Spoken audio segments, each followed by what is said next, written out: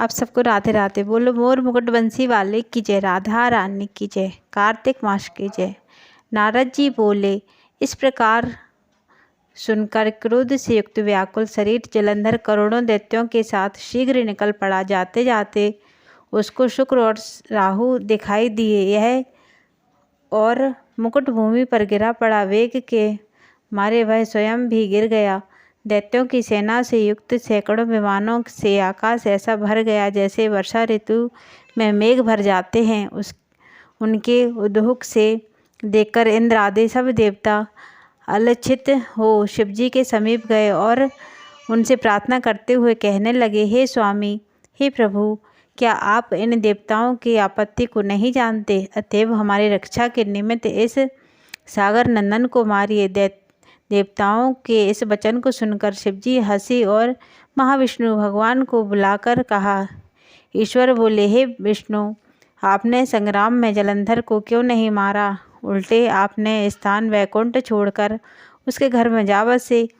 विष्णु भगवान जी बोले, आपके अंश से उत्पन्न हुआ है, इसलिए वह लक्ष्मी का भाई है। इस प्रकार उनको संग्राम में नहीं मारा, आप ही उस दानव को वध करो। ईश्वर बोले, वह महातेजस्वी इन अस्त्रों से मेरे हाथों न मारा जाएगा, इसलिए देवताओं समेत आप अपने तेज का अंश शस्त्र बनाने के लिए मुझे दीजिए। नारद जी बोले, इसके बाद विष्णु आदि सब देवताओं ने अपने अपने तेज दिया। वे सब तेज इकट्ठे हो गए। यह देखकर शिवजी ने अपना भी तेज छोड़ा। शिवजी ने उस तेज का समूह ज्वालाओं की माला से अति भयंकर उत्तम शस्त्र सुदर्शन चक्र बना। उसमें से जो कुछ बचा तेज था उसमें इंद्र का वज्र बना। करोड़ों हाथी घोड़े रथ तथा प्यादों से युक्त जलंधर को शिवजी ने कैलाश पर्वत के समीप की भूमि में देखा। उसको देखते ही सब देवता जैसे आए थे वैसे ही छिप छिप कर चले गए और शिवगण अति शीघ्र से युद्ध के लिए संग्राम में उतर आए। तदंतर शिवजी की आज्ञा से नंदी, गणेश, स्वामी, कार्तिकेय आदि गण युद्ध के लिए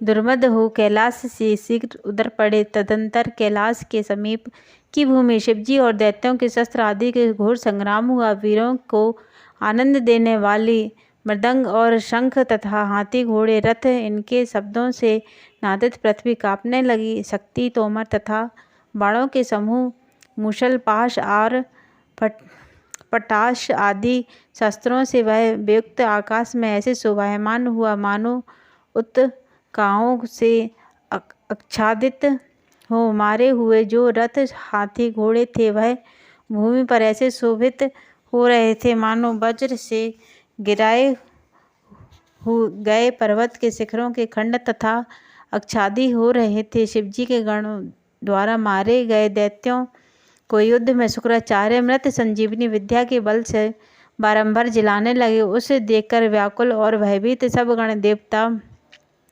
देव शिवजी के शुक्राचार्य की करतूत सुनाए। तब रुद्र के मुख से अति भयंकर ताड़ वृक्ष के समान जांघों और